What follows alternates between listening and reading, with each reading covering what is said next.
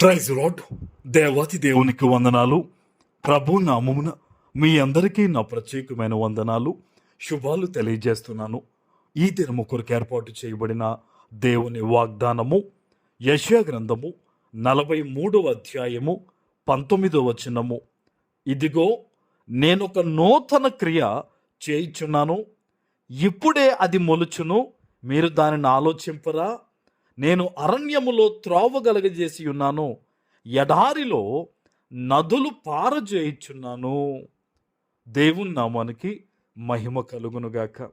ఈ ఉదయకాల సమయంలో సర్వ సృష్టికర్త అయిన నీ తండ్రి నిన్ను ఆశీర్వదించి గొప్ప వాగ్దానాన్ని నీకు అందిస్తూ ఉన్నారు. హల్లెలూయా. ఆయన అంటున్నారు ఈరోజు నీతో, నేనొక నూతనమైన క్రియ చేయుచున్నానని.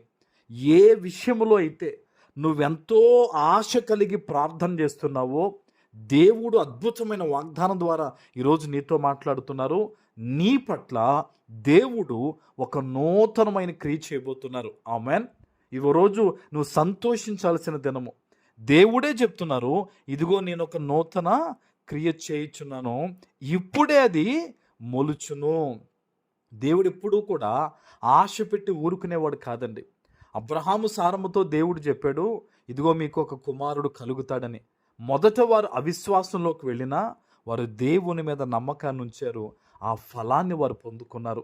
ఈరోజు ఈ వాగ్దానాన్ని వింటున్న నీ జీవితంలో ప్రస్తుతం దేవుడు చెప్తున్న గొప్ప వాగ్దానాన్ని నువ్వు కూడా అనుమానిస్తున్నావేమో.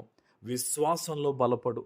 నీ పరిస్థితులు ఎలా ఉన్నా సరే ఈరోజు దేవుడు నాతో మాట్లాడారు. ఇదిగో ఈ విషయంలో దేవుడు తప్పక సహాయం చేస్తారు. ఇదిగో నా ప్రార్థనకి దేవుడు జవాబిచ్చారని నువ్వు నమ్మి దేవుని వైపు ఆశగా ఎదురు చూసినప్పుడు ఆశ కలిగిన ప్రాణాన్ని దేవుడు తృప్తిపరచబోతూ ఉన్నాడు. ఆమేన్. ఆయన అంటున్నారు, చూడండి, నేను అరణ్యములో త్రోవను కలగజేయుచున్నానంట. దేవుడు అరణ్యంలో ఏం చేశాడండి? ఎక్కడికి వెళ్ళాలో ఏంటో ఒక క్లియర్ విజన్ ఉంటుందా? లేదు కదా. అలాంటి చోట దేవుడు త్రోవను కలగజేశాడు.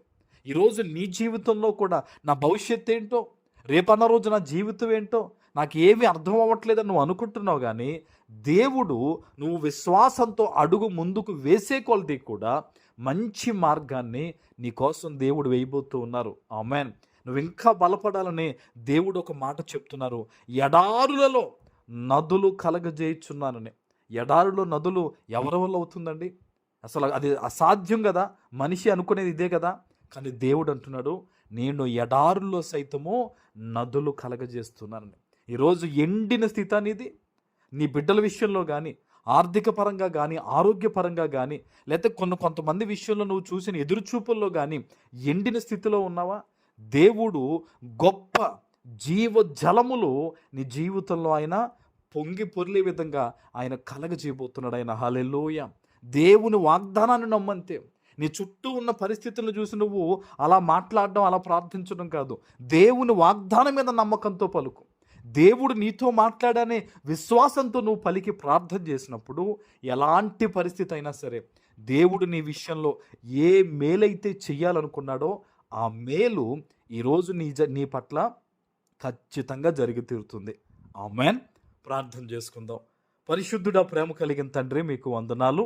ఈ ఉదయకాల సమయంలో మీరిచ్చిన ఈ వాగ్దానము ప్రతి బిడ్డ జీవితంలో నెరవేర్చి స్థిరపరచమని యేసు నామమున ప్రార్థిస్తున్నాను తండ్రి. ఆమేన్.